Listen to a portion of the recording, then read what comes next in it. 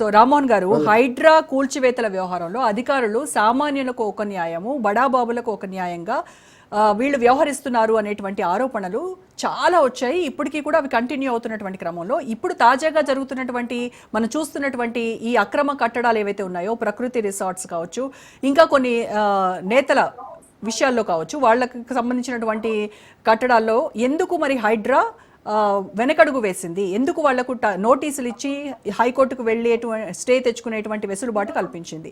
అది ఒక పాయింట్. ఇంకొకటి, ఇప్పుడు హైదరాబాద్ చుట్టుపక్కల ఉన్నటువంటి చాలా ప్లేసెస్లో, ఫర్ ఎగ్జాంపుల్ చింతల బస్తీ అవ్వచ్చు, ఇటువైపు లగ్డీ కప్పులు వెళ్ళినా కూడా అక్కడ ఉన్నటువంటి చిన్న చిన్న దుకాణాలు, ఏదో చిన్న చిన్న వ్యాపారాలు చేసుకునేటువంటి దుకాణదారులకు మాత్రం ఎటువంటి నోటీసులు లేకుండా దెన్ అండ్ దేర్ అక్కడే డెసిషన్ తీసుకొని వాళ్ళకి కూల్చి పడేశారు.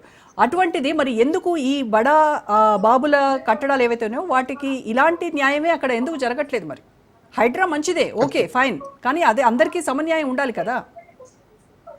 రోజా గారు, మీకు హరివర్ధన్ రెడ్డి గారు, మీరు కొంచెం మ్యూట్ చేసుకుంటారు, మీకు సౌండ్ వస్తుంది. హరివర్ధన్ రెడ్డి గారికి, రోజా గారు, మీకు, రవీంద్ర గౌడ్ గారికి, రాజు స్పెక్టర్ నమస్కారం.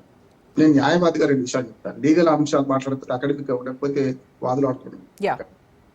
ఇక్కడ ఏంటంటే తిలా పాపం తలా పిడికడు. ఈ నిర్మాణాలు ఒక్కనాడు రాలేదు. రోమ్ నగరం ఒకటే నాడు నిర్మాణం కానంటే హైదరాబాద్ లో అక్రమ కబ్జాలు, తెలుగుదేశం, ఆ తర్వాత 10 ఏళ్ళు కాంగ్రెస్, 10 ఏళ్ళు బీఆర్ఎస్, అందరి హయాంలో జరిగింది. బీజేపీ పాలించారు హైదరాబాద్ కార్పొరేట్లకి రాష్ట్ర ప్రభుత్వాలు ఎప్పుడు రాలే కనుక తెలుగుదేశం, కాంగ్రెస్, మళ్ళీ బీఆర్ఎస్, ఇప్పుడేమో మళ్ళీ కాంగ్రెస్. కానీ నేను ఏమంటున్నానంటే, కొత్తగా ఎస్ఐ వస్తే మొదటి హైడ్రాను పూర్తిగా, నేను హరివర్ధన్ రెడ్డి గారు, హైడ్రాను మేము కాదు, బీజేపీ వాళ్ళకి ఎవరైనా సామాన్య ప్రజలతో సహా అందరూ ఆహ్వానించాల్సిందే. ఇక్కడ కాదు అసలు హైదరాబాద్ అనగానే నిజామాబాద్, వరంగల్, ప్రతి నగరంలో హైడ్రా లాంటిది మాకు కూడా కావాలి. గ్రామాలలో కూడా డిమాండ్ వచ్చింది, చాలా మంచి పాజిటివ్ సెన్స్. కానీ ఏమైందంటే, హైడ్రా వచ్చే ముందు దాని విధి విధానంలో అర్థం చేసుకోండి. మొత్తం చదివిన వాడికి మాట్లాడుతున్నాం. హైడ్రా ఏం చేయాలంటే, ఇదే ఇప్పుడు చేస్తున్న పని అప్పుడు చేయాలి. ఇప్పుడు ఏదైతే వచ్చింది కదా, ఏ షరతులు వర్తిస్తాయని పథకాలకి ఎట్లా ఇక్కడ కూడా ఏమైందంటే, ఇప్పుడు జ్ఞానానికి వచ్చింది. మనం భోజనం చేస్తే మనం రోజా గారు ఏం చేస్తాం, పచ్చడి, తర్వాత కూర, చారు, తర్వాత మజ్జిగ పోసుకుంటాం. అది మొత్తం మొదలైన మజ్జిగ దీనికి ఏమైంది, మనకి పచ్చడి కలుపుకుంటాం. అట్లే జరిగింది. ఇప్పుడు ఏమైందంటే, ప్రభుత్వాలు మారిన కొత్తగా ఒక ఊరికి ఎస్ఐ వచ్చింది అనుకోండి, రోజా గారు హత్య చేస్తారు, వాడిని కొడతారు. 10 రోజుల తర్వాత దారాలు బట్టి లాగుతారు. అధికార పార్టీ వాళ్ళు ఎక్కడ ఉన్నారు అక్కడ ఉన్నారంటారు, ఎస్పీతో చెప్పిస్తారు, ఎక్కడ కూడా సాఫ్ అవుతారు. అదొకటే కాదు, మంత్రులు కానీ, ముఖ్యమంత్రులు కానీ ప్రజా దర్బార్లు పెడతారు, 4 రోజులకు మూసేస్తారు. ఇదంతా కొత్తలో మోజన్నట్టు. కనుక హైడ్రా రంగనాథ్ గారు అంటే ఎక్కువ చేసింది. హైకోర్టు ఎందుకు మందలించింది, నీకున్న అధికారం కంటే నువ్వు ఎక్కువ ప్రవర్తించడం. ఏలెవల్ చేసిండు ఆయన క్యాబినెట్ మీటింగ్ జరుగుతుంది, అందులో ఏ నిర్ణయం చేస్తారు కూడా మంత్రుల దగ్గర నిర్ణయాలు ఆయన చెప్పిండు. ఎట్లా చెప్తారండి, ఆయన ఒక అధికారి. కనుక ఇప్పుడు మాట్లాడితే కాంగ్రెస్ వాళ్ళు ఏమంటారు, అధికారులు తప్పు చేసిండ్రు, గతంలో ఒక బీఆర్ఎస్ ఇచ్చింది, అంతకు టీడీపీ ఇచ్చింది. అధికారులు అయితే వాళ్ళే కదా, 35 ఏళ్ళు వాళ్ళు ఉంటారు, 5 ఏళ్ళు మనం ఉంటాం కదా. 5 ఏళ్ళు ఉండవని గొప్పతనమా? అధికారులను ఎందుకు సీజ్ చేయాలి? 3 సస్పెండ్ చేశారు, ముచ్చటగా 3 సస్పెండ్ చేశారు. మళ్ళీ అంతే యథావిధిగా నడుస్తుంది. దీనికి ఏమంటారంటే, ప్రగతి రిసార్ట, ప్రకృతి రిసార్ట, పల్లవి రిసార్ట్సా? ఎందుకంటే నేను ఎత్తిప్రాస కోసం మాట్లాడుతున్నాను. ఏ రిసార్ట్ అయినా కూడా ఎక్కడ కట్టిండ్రు అనే దాన్ని బట్టి ఉంటుంది. ఒక యాజ్ అడ్వకేట్ నేను చెప్తున్నది అంటే, శిఖం భూమి ప్రభుత్వ భూమి, ఎవరికి నోటీసులు ఇవ్వాల్సిన అవసరం లేదు. ప్రభుత్వ భూమి పూర్తిగా ఉన్నది, ఎవరైనా ఏదైనా కూల్చేయచ్చు, దానికి ఏ హైకోర్టు అడ్డం పడదు. ఇది ఎఫ్టీఆర్ అనేది ఏంటంటే ఫుల్ ట్యాంక్ లెవెల్. అంటే అప్పుడు నిజాం కాలంలో మన తెలంగాణలో చెరువులు, కుంటలు కట్టినప్పుడు, అంతకు ముందు కూడా కాకతీయుల కాలంలో కట్టినవన్నీ కూడా శిఖం భూమి ప్రభుత్వ భూమి. శిఖంగా నాటి 2 పంట పండే చెరువులకు 5 నీళ్లు వచ్చినప్పుడు ఫుల్ ట్యాంక్ లెవెల్లో కొన్ని మునుగుతాయి. అది ఎక్ఫస్ లాంటి రాసేవాళ్ళు. ఎన్టీ రామారావు గారి నుంచి మొదలు పెట్టి రికార్డులను నాశనం చేసి పటేల్ పటవారి వ్యవస్థ తీసేయడం మంచిదే కావచ్చు, కానీ దాన్ని మళ్ళీ పునర్వ్యవస్థీకరణ చేయకుండా రికార్డు సవరించకపోతే ఏమైందంటే, ఎక్ఫస్ లాగా తెలియదు, దోఫస్ లాగా తెలియదు, ఇప్పటికీ బాగా అయితే భూమి అంతకంటే తెలియదు. అందుకని ఏమైందంటే, రెవెన్యూ రికార్డులు మొత్తం నాశనం అయిపోయి ఇవాళ ఆడింది ఆట, పాడింది పాట. దాన్ని తీసుకొచ్చినాక ఆయన మంది భూములు, మన 3 సామెత ఉంది కదా, మంది భూములు మంది గట్ట, ఇంకోటి గట్ట పెట్టారు. దీంతో ఏమైంది, రెవెన్యూ రికార్డులు సరిగ్గా లేకుంటాయి. ఎఫ్టీఎల్ అనేది కేవలం నిర్మాణాలకు మాత్రమే అనుమతి ఇవ్వరు. ఎఫ్టీఎల్ భూమి పట్టాభూమి, అది పట్టాభూమిలో వాళ్ళు అనుభవించవచ్చు, కానీ నిర్మాణాలు ఉండొద్దు. దానిపైన ఫస్ట్ శిఖము, తర్వాత ఎఫ్టీఎల్, దాని మీద బఫర్ జోన్ ఉంటుంది. బఫర్ జోన్ ఏంటంటే, కట్టుకాల్వ, ఆ నీళ్లు చెరువులకు రావడానికి అవసరమైన 30 మీటర్లు, అంటే దాదాపు 90-100 ఫీట్లు అనుకోండి, పైన బఫర్ జోన్ ఉంటుంది. బఫర్ జోన్ లో ఇల్లు కట్టొద్దు, ఎఫ్టీఎల్ లో ఇల్లు కట్టొద్దు. దాని మీద పట్టాభూములు. ఇవన్నీ పట్టాభూములే, బఫర్ జోన్ పట్టాభూములే, ఎఫ్టీఎల్ పట్టాభూములే. కనుక వీళ్ళు ఏం చేసిండ్రు, పంచాయతీ నుంచి పెట్టి మున్సిపాలిటీ నగర పంచాయతీ దాకా లేకుంటే జిహెచ్ఎంసీ దాకా పట్టా భూములలో అని చూపించారు. ఇప్పుడు ఏం చేయాలి, మున్సిపాలిటీ జిహెచ్ఎంసీ ఏం చేయాలి, పట్టా భూములు కానీ ఎఫ్టీఎల్ లెవెల్ ఉన్నాయా లేకుంటే బఫర్ జోన్లు ఉన్నాయా అని చెప్పి వీళ్ళని అడిగి వాళ్ళని అడిగి రెవెన్యూ కూడా కాదు నీటిపారుదల శాఖ వాళ్ళని అడిగి ఇవ్వాలి. ఇలా ముగ్గురు దొంగలు ఉన్నారు. ఒకటి నీటిపారుదల శాఖ వాడు మంచి డైరెక్ట్ పర్మిషన్ ఇచ్చిండు, నో అబ్జెక్షన్ సర్టిఫికేట్ 10 కోట్లు 20 కోట్లు తీసుకొని మొన్న అరెస్ట్ అయింది కదా, మొన్న పట్టుబడ్డాడు కదా, 50 కోట్లు పట్టుబడే వాళ్ళ దగ్గరికి ఎందుకు వచ్చినాయి అంటే నీటిపారుదల శాఖ నో అబ్జెక్షన్ సర్టిఫికేట్ ఇచ్చిండు మొట్టమొదటి. ఇది దీనిలో లేదని చెప్పి తర్వాత ఏం చేసిండ్రు, రెవెన్యూ అధికారులు దానికి మళ్ళీ వాళ్ళు నాలా కింద కన్వర్షన్ చేసిండ్రు. అప్పుడు మున్సిపాలిటీ వాళ్ళు పర్మిషన్ ఇచ్చింది. ఇప్పుడు ఏంటంటే దొంగలు ఎవరు, ముగ్గురు ఉన్నారు. ఈ ముగ్గురు దొంగలను దాటి రాజకీయ దొంగలు కూడా ఉన్నారు. స్పష్టంగా చెప్తున్నా, రాజకీయ నాయకులు అండ లేకుండా వీళ్ళు ఎవ్వరు ఏ పని చేయలేదు. ఇవ్వకపోతే వాడు ఉద్యోగం పోతుంది. ఏం చేస్తాడు, భయానికో భక్తికో ఇచ్చిండు. ఇచ్చిన తర్వాత కడుతుంటే ఒక్కనాడు కట్టింది కాదు కదా. ఇప్పుడు మామూలుగా చూడండి రోజు గారు, రోడ్డు మీద ఇక్కడ రోడ్ పక్కన మనం కాలనీలో ఇల్లు కట్టుకుంటే కంకర రోడ్డు మీద పోసినవని వాడిని ఫైన్ చేస్తున్నారు. ఇదే మున్సిపాలిటీ వాళ్ళు, ఇదే జిహెచ్ఎంసీ వాళ్ళు. తెలుసు మనకు రవీంద్ర గౌడ్ గారికి. అంటే చిన్న కౌన్సిలర్ కూడా లంచాలు ఇవ్వాల్సి వస్తుంది, వాళ్ళ కార్పొరేటర్ లంచాలు ఇవ్వాల్సి వస్తుంది. సామాన్య ప్రజలేమో ఎన్నుకొని వాళ్ళు ఇల్లు కట్టుకుంటా అంటే ఇంత కంకరనో ఉష్కనో రోడ్డు మీద వస్తే వాళ్ళు ఫైన్ వేసి మన దగ్గర డబ్బులు వసూలు చేస్తున్నారు. లెక్క తీరుగా కొన్ని చెప్తున్నారు. అంటే జిహెచ్ఎంసీలో ఎంత గందరగోళం జరుగుతుందంటే ఫ్లోర్లు పంచుకుంటున్నారు, అపార్ట్మెంట్లలో ఫ్లాట్లు పంచుకుంటున్నారు. ఇంత దుర్మార్గం జరుగుతుంది. ఇదంతా అందరికి తెలిసిందే కదా. అందుకని తిలా పాపం తలా పిడకడు. అందుకనే ఏ ప్రభుత్వం అంటే గత ప్రభుత్వం ఇది వీళ్ళు 14 ఏళ్ళు అయింది కనుక గత ప్రభుత్వం మోపుతున్నారు. మరి వాళ్ళు ఏం చేశారు, అంతకుముందు ప్రభుత్వం అన్నారు. ప్రభుత్వం అయితే ఉన్నది కదా, ప్రభుత్వం శాశ్వతం కదా, పార్టీలు శాశ్వతం కాదు. 5 ఏళ్ళకి ఒకసారి రేవంత్ రెడ్డి గారు అన్నట్టు ఏది మన 2020 మ్యాచ్ ఆడుతుండ్రు. 10 ఏళ్ళు కేసీఆర్ 10 ఏళ్ళు ఓపిక పెట్టారు. ఇప్పుడు ఆ ఓపిక పట్టరు, 5 ఏళ్ళకే పోతుంది. నిన్న మొన్న సర్వే కూడా చూసినాం కదా, మనం ఏదో కాంగ్రెస్ వాళ్ళు సర్వే చేసుకున్నాం. పార్టీకి వ్యతిరేకంగా నేను ఏమంటున్నానంటే ఇక్కడ జరుగుతున్న దానిలో అన్నిటికంటే రాజు కంటే రాజభక్తి, స్వామి కంటే స్వామి భక్తి. రంగనాథ్ కంప్లీట్. రంగనాథ్ చాలా దుందు ఉడకపోయాడు. భయపెట్టుకే బ్రేకులు పట్టాయి. 2 రకాల బ్రేకులు, ఒకటి రాజకీయ బ్రేకు, రెండోదేమో కోర్టుల బ్రేకు. రాజకీయ బ్రేక్ పెద్దది కోర్టు కంటే. ఇప్పుడు కోర్టు బహానా చూపెడుతున్నారు కానీ ఇట్లా చేస్తేనే కోర్టులో స్టేలు వచ్చినాయని నేను అంటున్నాను. ఇది చేయకుండా ఇప్పుడు ఏదైతే చేస్తున్నారు, అదే ఇప్పుడు ఏమన్నా రాముడు మంచివాడు అన్నట్టు ఇప్పుడు సారివే రాళ్ళు అంటున్నారు కదా. హైడ్రా పని ఓటి కూల్చివేతలు కాదండి, నిర్మాణాలు కూడా ఉన్నాయి. హైడ్రా ఏం చేయాలంటే ఫుట్పాత్లు సరిగ్గా లేకపోతే చేయాలి, రోడ్లు బాగా లేకుండా రోడ్లు చేయించాలి, ఎక్కడైతే ఆటంకాలు ఉన్నాయో దాన్ని తొలగించాలి.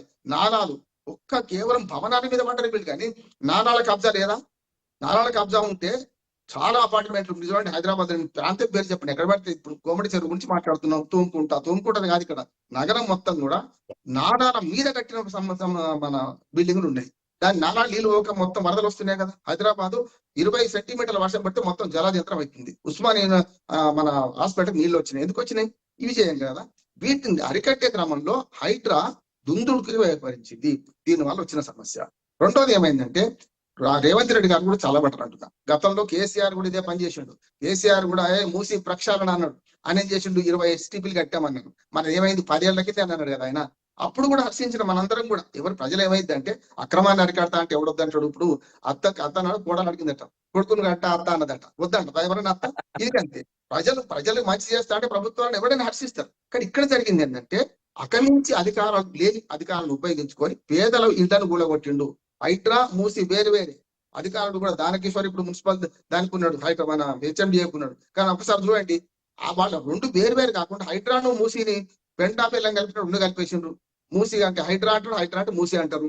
ఈ 2 గందరగోళం చేసి చాలా హైప్ క్రియేట్ చేసి ఇవాళ అనుభవానికి వస్తే తత్వం బోధపడ్డది. రోజా గారు కన్యాశుల్క నాటకంలో గురిజాడ అప్పారావు గారు అంటారు, అనుభవానికి వస్తే తత్వం బోధపడుతుంది అని. ఇప్పుడు కేసీఆర్ కి అప్పుడు బోధపడ్డది, ఇప్పుడు వీళ్ళకి బోధపడ్డది. నేను స్పష్టంగా చెప్తున్నా, ప్రజల్లో ఉన్న ఆలోచన చెప్తున్నా. నాకు ఏ పార్టీకి వ్యతిరేకం కాదు. ఇవాళ చేతులు మారినాయి, డబ్బులు మారినాయి. చాలా మంది అధికారులు రాజకీయ నాయకులు తీసుకున్నారు కనుక హైడ్రా స్పీడ్ తగ్గిందని ఒక మాట వస్తుంది. కోర్టుది పైకి కనిపించేది, లోపటి కారణాలు వేరే ఉన్నాయి. లోపటి కారణాలు వేరే అంటే హైడ్రాల నాగార్జున ఒకటి కూర్చాక అందరూ హా చప్పట్లు కొట్టాం కదా. తర్వాత ఎవరి పోయినాయండి? చాలా మంది పేదలు పోయినాయి. వీళ్ళు చెంపు తపాల బయట పడేసిండు, ఏడుస్తున్నట్ట. పిల్లాది మేరను బయట కూర్చుని ఇంతకే గుంజేసి బయట కూర్చుని ఎవరిచ్చింది వాళ్ళకి అధికారం? నేనేమంటున్నాను, ఒక ఎస్ఐ లాగా ప్రవర్తించిండు ఆయన పోలీస్ డిపార్ట్మెంట్.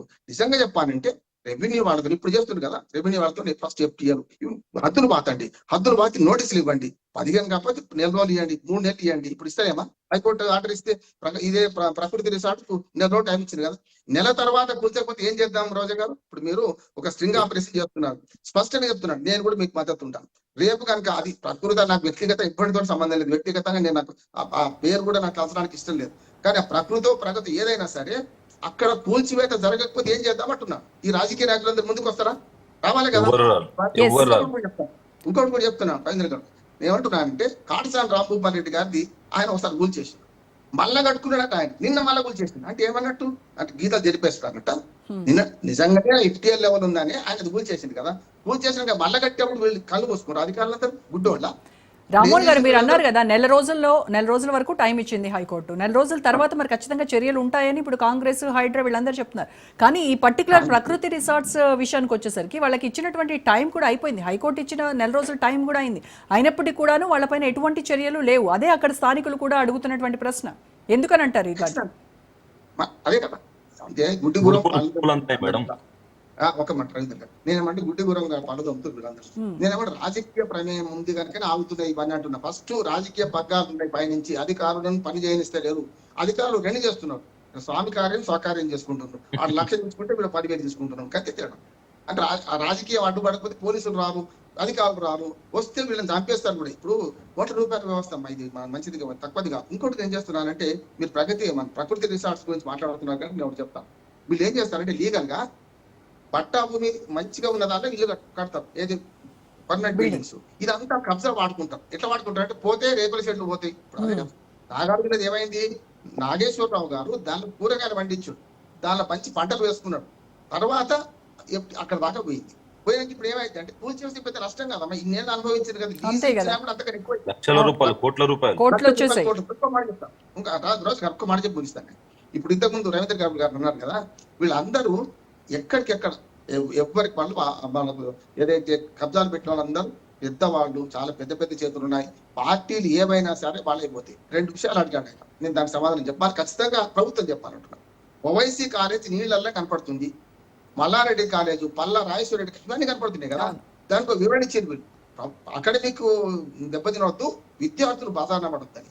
లక్షల రూపాయలు ఫీజులు వసూలు చేసిన ఈ కాలేజీలకు మినహాయింపు ఎందుకు అంటున్నాడు? వాడు ఫీజులు వసూలు చేసింది కాలేజ్ నడపడానికి, ప్రజల నుంచి వసూలు చేసిండు, పిల్లల నుంచి వసూలు చేసిండు లక్షల రూపాయలు. వాడు నడుపుకోవాల్సింది వాడు, ఖాళీ అయితే వాడు ధర్నా చేస్తారు, వాడిని తంతారు కాలేజ్ వాళ్ళు, ప్రజలు తంతారు కదా. మరి దానికి ఎందుకు పర్మిషన్ ఇస్తున్నారు? ఇంకా 6 నెలలు ఎందుకు ఆగాలి అంటే, వండుకొని దీంట్లో పేదోడేమో వాడి చెంబుతో పైన బయటపడిస్తారు, వాడి జీవితం పాటు చేస్తారు. లాగుడు ఏం చెప్తున్నామా, నేను అంటే ఎందుకంటే వాళ్ళు పాపం హైకోర్టును ఆశ్రయించలేరు, లైట్ వైపు తిరగబడలేరు, అధికారులు ఎవరు సపోర్ట్ చేయరు, వాళ్ళకి ఎటువంటి అండదండ లేవు కదా. అదే గంటకు ₹1,00,000 డబ్బులు కూడా లేవు కదా, గంటకు ₹1,00,000 ఫీజు చెల్లించి పెట్టుకోలేడు. కనుక నేనేమంటున్నానంటే, పేదలకు న్యాయము పెద్దలకు న్యాయమా? పేదలకు కూల్చిన ఇదే ప్రభుత్వము ఇవాళ కాలేజీలకు ఎందుకు పర్మిషన్ ఇస్తుంది? కాలేజీలకు 6 నెలలు చెప్తున్నా, ఇది కూడా మనం ఇవ్వబడదాం. ఏంటంటే రేపు మేలో సెలవులు, ఏప్రిల్ సెలవులు వస్తాయి కదా, సెలవు తరగతి కూల్చారా లేదా? స్పష్టంగా కనపడుతూనే ఉంది అమ్మా. ఓవైసీ కాలేజీ ముందటికేది నాకు వయసా మల్లయ్య పూలు నాకెవడైతే నేను ఆడ కనపడుతున్నా లేదా? అట్లానే మల్లారెడ్డి కాలేజ్ నీళ్ళ కనపడుతుంది. వీళ్ళందరూ ఒకటమ్మా, వీళ్ళందరూ ఏం చేశారంటే చెరువులు అయితే ఎవడు అడిగాడు. ఇప్పుడు ఇంతకుముందు మన హరివర్ధన్ రెడ్డి గారు మంచి ఉదాహరణ చెప్పాడు, ఖైరతాబాద్ చౌరస్తాలో నీళ్ళు కడితే ఒప్పుకుంటాడు, ఎవడు ఊరుకోడు, అందరూ తెల్లారికల్లా అందరూ తీసేస్తారు. కానీ ఇదేమైంది, చెరువులు అనుకుంటారు కనుక వాళ్ళు అబ్జర్వ్ పెట్టుకుని పోతూనే ఉన్నారు. ఎవడు చెరువులు పూడ్చినవినమ్మా. మీరు మంచి పని చేస్తున్నారు. ఈ స్ట్రింగ్ ఆపరేషన్ ఓన్లీ ప్రకృతి సార్ ఆపకండి, మొత్తం హైదరాబాద్ నగరం మొత్తం ఔటర్ రింగ్ రోడ్ లోపల ఉన్న వాటిలో చెరువులు పూడ్చిన సంగతి చూడండి. మీరు చెరువులు చాలా పూడుతున్నారు, వేస్టేజ్ తీసుకొస్తారు కదా, దానికి పెద్ద పెద్ద కుంభకోణం నడుస్తుంది. వేస్టేజ్ ఇల్లు కొలగొట్టిన తీసుకుపోయి చెరువులు పూర్తి చేస్తున్నారు. కనుక రవీంద్ర గౌడ్ గారు అయినా హరివర్ధన్ రెడ్డి ఎవరో ఇవ్వరం కూడా ఈ హైడ్రా వ్యతిరేకంగా ఏ పార్టీ ఆఖరికి మొన్న దాకా ఉన్న ప్రతిపక్షం బీఆర్ఎస్ కూడా. కానీ చేసే పని చేయండి, మునుము తీరు చేయండి. మునుము అంటే తెలంగాణలో వరుస. ఇప్పుడు మునుము తీరు వ్యవసాయం కూడా చెడిపోతుంది. ఎప్పుడు ఇత్తనం పెట్టిన తర్వాత కలుపు తీయాలి, కానీ కలుపు తీసి ఇత్తనం పెడతారు ఎవడన్నా? ఇది జరిగింది. అందుకని ఏమంటే రంగనాథ్ గారు చాలా తీవ్రంగా పూర్తిగా అధికారానికి మించి చేసిండు. ఇప్పుడు చేతులకు బేడీలు పడ్డాయి, వెనకకు దారాలు లాగుతున్నారు. అధికారుల మీద ఈ రాజకీయ నాయకుల పెత్తనం ఉంది. ప్రకృతి రిసార్టే కాదు, మనకు హైదరాబాద్ చుట్టుపక్కలే కాదు, హైడ్రా లాంటి వ్యవస్థలు అన్ని మున్సిపాలిటీలో పెట్టాలి. పంచాయతీలలో కూడా ఈ సర్వే చేసి ఎక్కడున్నా కూల్చివేయాలని కోరుతున్నాను. Yes yes